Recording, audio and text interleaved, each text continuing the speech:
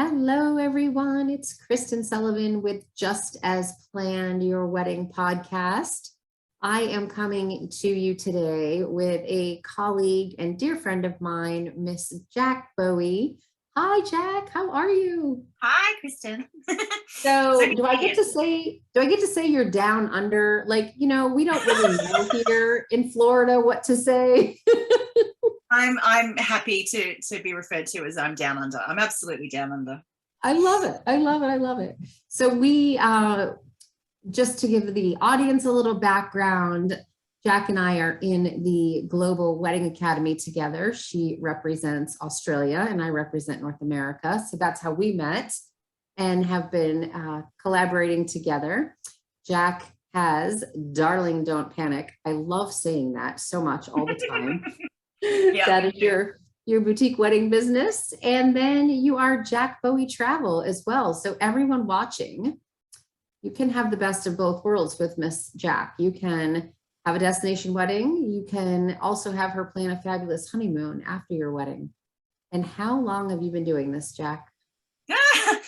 Well, the travel side of things actually way longer. My first job as a travel agent was in 1998. So it's a while ago. And I've gone off and done all different things in travel. I worked as a flight attendant. I worked on a cruise ship. I've worked on tour desks. So I've done lots and lots of different things with travel. So, I've come back to it in recent years, just before COVID. You planned that well. Came back just before COVID, but all of those experiences have helped me, gain really great knowledge in terms of product and things like that. So I've been a travel agent forever. In terms of weddings, I actually was a theatre producer for about 10 years, mostly in my 30s, and did West End shows, like brought them to Australia, did like really, really big full-on events and had to sell tickets and do PR and AV and everything. So when I found this business for sale, and it was called something else, it wasn't Darling Don't Panic then, it was a little one-woman show. I bought it and thought, weddings, this will be a breeze. After my big 2,000-seater theatre shows. And to be honest, it really was. It really, I think that I've had way more stress previously with my shows. So I found so far, we're a few hundred weddings in now. I haven't had anything that's sort of remotely like any of those big shows. So yeah, solid background in travel and then solid background in events, which has led me to these two businesses. Amazing. I love the whole theater background because it is a production, right? Like weddings are a production on a different scale, obviously. Not selling tickets, but maybe. Yeah, usually they all turn up, so you don't have that stress. Oh my goodness. And then it's so great with all of your travel background, because for people that are doing destination weddings and maybe they want to go on a cruise ship or they want to go to a resort or they want to just completely be by themselves, you have all of that firsthand knowledge to offer them. That's so awesome. I have clients ask me about weddings all the time. I'm sorry, about weddings too, but honeymoons all the time. And I'm like, not my thing. Yeah. And it's not just that, it's destination weddings as well, group travel. So often we'll have a situation where I'm just thinking of a recent one where we had like 50 people from Singapore need to come to the wedding in Australia. So we're able to help with all of that, with the transfers from the airport, the accom, the flights, even tours while they're here, travel insurance, all of that sort of stuff. And I guess for the client to be able to sort of have me then log into our planner and put travel plans into their run sheet for the weekend and just give them this seamless experience where you have a travel agent that has visibility over the event, understands the logistics of the event, that flight time's actually not going to work because they've got the rehearsal or all that sort of stuff just works so well together. Yeah, all the background and you're able to, just like you said, arrange. I have clients say all the time, they didn't know I was having a brunch. I forgot to tell them. So they're leaving too early to make it. And I'm like, oh, that's a shame. Like you actually take care of that need. Yeah. And how many, you have a team, you are like little boutiques, like flowers everywhere. How many girls are with you? I'm just looking now. I think it's 15. I That's should know this off the amazing. top of my heart. Yeah, it's 15 of us at the moment. So we do all of Australia, and I do New Caledonia destinations because it's just a favorite place of mine and I know it really, really well. So, but we haven't been able to do that for 2 years. It's just opening up. So yeah. That was going to be my next question. I know it's always the dreaded question because I hate going back to it, but it really has taught us all so much. But literally the last 2.5 years have been brutal on our industry. Well, and for you, that's a double whammy because you have the weddings and the travel. It was. So we had, look, I'm not going to lie, it was a year of hell with weddings. Luckily, in most cases, we moved them and we were able to sort of say, if we do a carbon copy in a year, we can do the whole thing and we can minimize, you know, any sort of change costs or anything like that. So most people took that up. Unfortunately, some of them had to do that more than once. but you know, it's just an ongoing beast that we were just sort of navigating at the time. But you know, there were of course people that refunded as well, which was tough. And really, I mean, there was just hardly any revenue coming in for that period. I mean, I think I've obviously blacked it out from like trauma, but but I think like most of 2020, I feel like we hardly had any kind of revenue coming in from weddings. And then on the flip side with travel, yes, I was putting flights into credit, you know, refunds. I processed about $350,000 Australian of travel that was COVID affected. So that actually took up more of my time because each one of those kind of undoing those bookings could be 100 to 200 hours. You know, you know, you're on the phone to airlines and things like that, that they're on skeleton staff. They've put people off. There's no reps. There's, you know, so it was just a battle. And I thought, you know what, though, if I do a really, really good job for these clients, they're going to come back. And I'm absolutely starting to see that now. I would say only really in the last 2 months, I've started to see a steady stream of either clients that have got a little bit of credit that they finally feel confident to use, or they're just so thankful for what I did last year for them that they're like, we can finally go somewhere, we want to book with you, you know. You have made clients for life that way by helping people. Yeah, it did send me grey in the process, but I'm with you yeah but look, it's going up to the point that you know, I've committed this week to a new co-working space, which I'm moving into hopefully next week, which I haven't had the confidence specifically for the travel business to be able, you know, to be able to have those overheads. But I feel really confident, and I feel like it's going to put me into a bustling space with lots of new leads walking past. So let's hope it all works. I love it. So is Australia open if people want to come inbound for weddings now, or no? Yes. Okay. Obviously there's different restrictions and they're changing all the time. So I would definitely advise people to, you know, look up.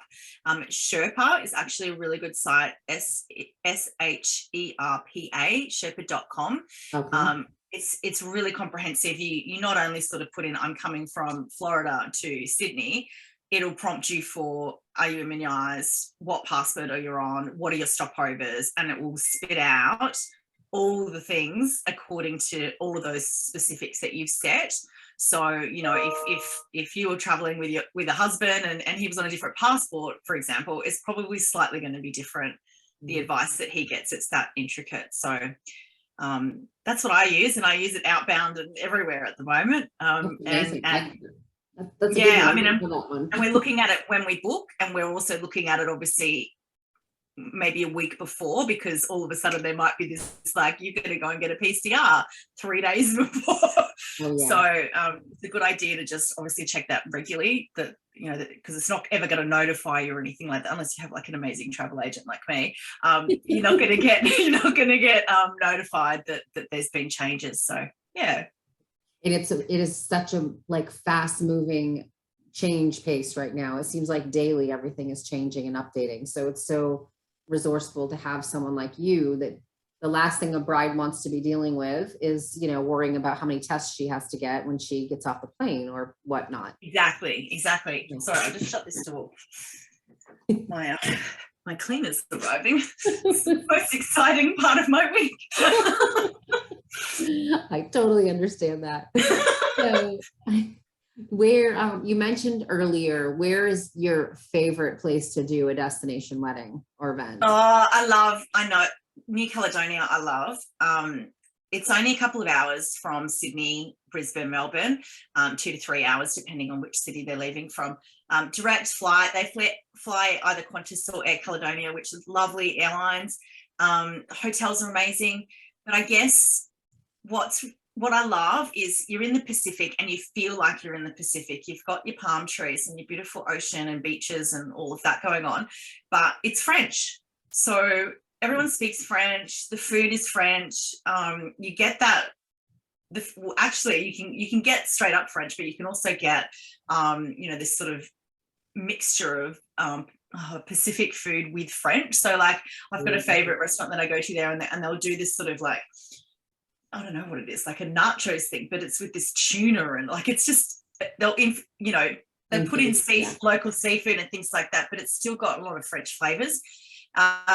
So lots and lots of different beautiful venues there that are really different. Like you can do your sort of 5-star hotel and get the Pacific backdrop and all that sort of stuff, but also like there's a place called Duck Island where you can have your whole island for your wedding.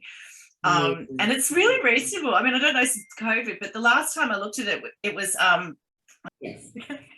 Sorry. Okay. Yeah, so with New Caledonia, you get that Pacific backdrop and lots of different venues to choose from, including 5-star hotels and all the rest of it, which have the palm trees in the background and all of that sort of iconic Pacific backdrop. But I know, like for example, there's this other place called Duck Island where you can have the entire island for your wedding, and I don't know what the pricing's like since COVID, but the last time I looked at it, it was about $10,000 Australian, and you had to add on food, but that came with like the DJ, the security, the whole venue, like hire, lights, everything. It was just, yeah, and it's beautiful. It's absolutely beautiful. So people go over on a water taxi and they have this whole space where there's like red deck chairs everywhere if you were there and it was still sort of beach time, or there's like live music, DJ, as I said, like everything that you need, and then everyone hopefully doesn't fall out on the water taxis going back, but it just takes them straight back to this promenade where there's quite a few of the hotels. So it's a really, logistically, it's actually quite a simple thing. But yeah, I love that. It's just, I don't know, something about it. Yeah, I love that. I mean, who doesn't want a private island for their wedding?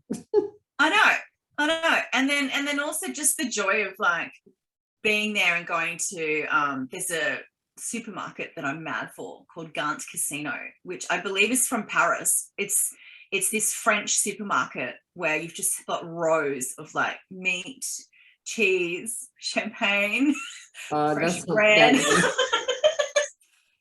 So the last time I stayed, I went quite cheap and did an Airbnb, but it was directly across the road from Gant Casino. So, I came home, like did my shopping, came home, and I bought nothing sensible. I opened the fridge later, it was like profiteroles, champagne, brie cheese, But yeah, I love it.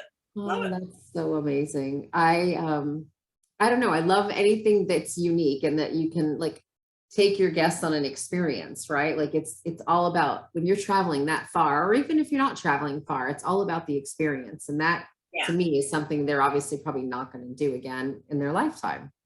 And I think with New Caledonia specifically, most people in Australia get to go there because it's a stop on a cruise ship. And unfortunately, they get 4 to 6 hours in Noumea in the port, which is really not a great part of town. And they don't have really much time to sort of get out and do anything else. So I think another added thing is it's this amazing, best kept secret that they're probably not going to go to outside of this this event that they're going to go to. So I find that's lovely.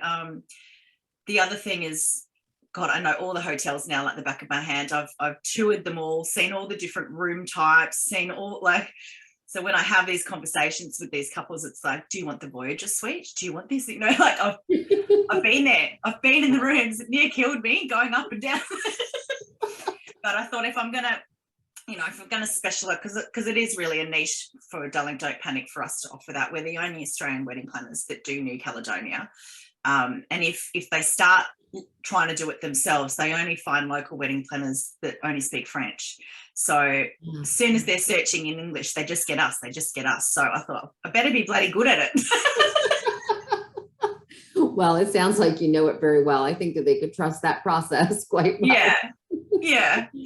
Oh, that's great. And so if there is a bride out there, and we have all of these brides sometimes that they've gone through their wedding planning process and they're like, I want to become a wedding planner now. And they could do that with you. The uniqueness of that with you is you actually sell franchises, correct, to yours? Yeah. So specific to Darling Don't Panic, as I said, I bought that business. It was a one-woman show. It was called Oh Perfect Day. And it was a one-woman show in Geelong, which is where I live in Australia. And I went through the process of growing it. So I jumped into the business full time and built this area. And then over the first sort of couple of years, I met a couple of girls in different locations that I personally trained up to do the same business. And that just really took off. I think what I've discovered is wedding planners typically just want to focus on doing weddings. They don't want to focus on sales and leads and social and marketing and ads, and which was what I was really good at. So there did come a point where I thought, I feel happier training wedding planners and doing the sort of sales and marketing and social side of it. And wow, I can then free them up to do the actual weddings, and they can just focus on that. And that's worked really well for us. So the business today, that's how it runs. I really focus on the sort of top level, like advertising, marketing, social. All the leads process is really automated. We use Dubsado really well. We've set up some great workflows with that and proposals and things. And then I promoted one of the planners, Kiri Walker, who you may have come across. She's also ex-Wedding Academy. She's now a head planner. So she actually sort of hands-on manages the girls now. So that's from recruitment to onboarding them to supporting them ongoing. So she has monthly catch-ups with the girls to just kind of touch base and go, what are the live weddings that we have? What are the issues? What can I help you with? So that's kind of just rocking, rolling really well at the moment. Yeah. And you can build like an a la carte wedding. That's also unique, is that people can come and get as little as they want or as much as they want. Yeah. I mean, there's a minimum spend, which I think it's not very much anyway, but it's yes, absolutely. They can jump on at the top of our website at darlingdon'tpanic.com. There's like a gold bar, and they can download what's called the info pack and build out their own quote. And that's selecting things like venue sourcing, caterer, celebrant, entertainment, and then of course at the bottom there's your on the day coordination, rehearsal, all that sort of stuff. So but as they're kind of selecting these pretty boxes at the bottom, it's building out the total for them, and then they can submit and it generates an invoice, and that's worked really, really well. I was worried when we moved to that we would get lots of like little ones, but it really hasn't affected. We're still getting that's the same sort of dollar value that we were before as packages, but people love it. That I find with us specifically, 99% of times they come to us and they've booked something, right? It's usually the venue, but it could be the venue and the florist or the venue and the caterer or whatever. So in their mind, they're like, why the hell do I need to pay for that? And they see value in that. But also, as they're kind of going through, it might prompt them to go, oh, but we might need a rehearsal. So they're in control. They're absolutely in control, and they're able to build out something that's an absolutely perfect individual fit for their situation. So that works really well. It's brilliant. It really is, especially for someone, if they're not accustomed obviously to wedding planning or how it works. They don't think of everything. Sometimes they look on Google, Dr. Google, I call it, and they think that they're going to find everything, but you obviously being the expert have things built into those packages that they're not going to think about. Yeah. And even we created all of these questionnaires as well. So say, for example, someone picks florist. that means that it really falls under the responsibility of the planner to oversee that planning component. So that's getting the quotes, obviously dealing with the supply, all of that. But step one of that is we actually send the client a floral questionnaire, and it prompts them for how many buttonholes, how many, are we getting a corsage? Are we getting, like, all the possibilities are on this enormous form. They go, I didn't even think of that. I thought I just needed a, Exactly. But we forward that to them. They fill that out. We PDF it, and then we send it to, obviously, the ones that we want, the florists that we want. But it's, please see attached for the quote, blah, blah, blah. There's lots of things like that we've implemented as well, that the wedding planners, the clients love it, but the wedding planners also love it, because it's like, flick it to the client, it's perfect. It gets out all the information that's in there, and we're able to be really efficient and go and get appropriate quotes really quickly. That's amazing. Yeah. And that's really what they want to know. They come in and they want to know pricing straight away. Yeah. And you're giving it to them before they even talk with you. Yeah. That's awesome. Yeah. It works for us. What is like the average stay? So if someone's inbound, not local, destination wedding for you, where is it? 3 nights? Is it 5 nights? Like, what are they normally doing with groups? With New Cal, it's funny because we just started doing it and then COVID hit. So I haven't actually seen one through to the end, which is annoying. Yeah. But I'm thinking of 2 particular bookings that I had. One of them, they were just sort of saying to the couple, we're staying here. They were actually putting up the expense of the family. I think there was 50 people all up, and they were paying for a lot of them that were family. They weren't paying for friends, but it was kind of like, we're staying at the Le Meridien. We're getting you this room for this period while we're there. If you want to stay on, then there'd be their own arrangements or whatever. So I know with that one, it was a bit unusual. They were footing the bill for their whole family to stay at this 5-star hotel. The other one was a short period of time. So everyone paid their own way to New Cal. The couple were there. And then I also did travel for the couple to go on to Mexico for their honeymoon. So they had like a destination wedding for like 5 days, I think. And there were activities that we were going to do in terms of like brunches and things like that. And also organising some activities like going out to Amity Island, like some actual touristy things you can do in New Cal. And then, they were leaving everybody and going off to Mexico. So smart. Which I booked as well. So, awesome. but for that, that was like a 7-day run sheet or whatever. Would have been longer with Mexico. But but as opposed to your typical situation with a wedding planner where you've got, just your day or your weekend, this had everything. This had the Air New Zealand flights. This had, the accom, the transfers in Cabo, everything. So that's great. Do you feel that we're kind of like on the upward turn now, like we can put COVID behind us and we're moving forward in the wedding world again? Because everyone is still, I think, a little bit nervous to rebook, especially a destination wedding. Much like you, I've had clients that had to rebook 2 and 3 times, and I know people that are watching are like, what should we do? Do we make the expense? And I think now for me, I suggest obviously working with a travel agent and taking travel insurance. Is that what you also 100%. Advise? 100%. You don't want to be back in the days where you're going on Expedia and just picking the cheapest thing that you see, like the cheapest fare, because always, really, honestly, those cheap fares are usually completely not flexible, and they'll have other restrictions, whether or not you lose everything because it's not refundable, or there's a really expensive hidden change or cancellation fee. It could be $500, for a $900 flight.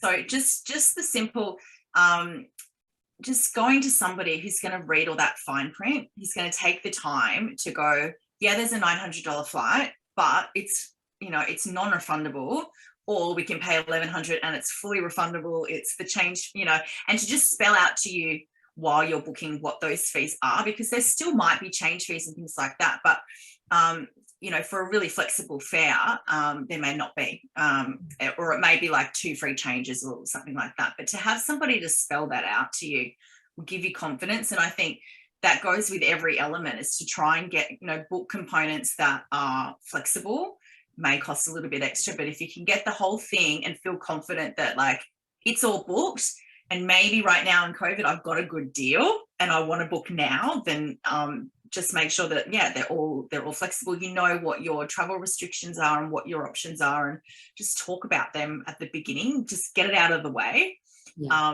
because I think, yes, we want to go forward with confidence, but we also need to have our eyes open and go, things can change, but let's have a look at right now, like what all the options are, so we know that going into it. And I'm booking. I went to, as you know, New York and LA over Christmas and New Year's, and there was a bit of extra cost and admin involved with like PCR tests and things like that. But I just kept checking my Sherpa side and just obviously reading my own rules and things like that. And I felt confident, and I feel confident to book several more trips this year. I'm just going to do the same thing. So, but yeah, you won't catch me booking a non-refundable. That's for sure. And even giving enough time in between. So if you do encounter something or a delay, I always tell the couple, please come in like 3 days before. Like, don't do that to yourself, especially if you're traveling such a long distance for a destination wedding. Let yourself rest and get caught up, right? Like, don't just roll into it. Yeah. I agree. Yeah. And who knows, there could be some little pest 3 day before PCR test you've got to do, which you didn't know about.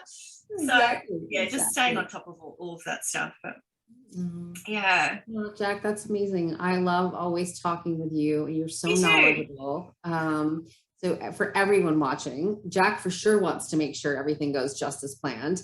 She is going to help with weddings and honeymoons, destination events. If you want a theater production for your wedding, then that's your girl. Yes, unfortunately. And we're going to post, Jac, all your information as well, so they can reach out to you for travel or weddings. And I just thank you so much for your time. It's always lovely to see you. You too, darling. Thank you. Take care. Thanks for having me. Okay, bye-bye.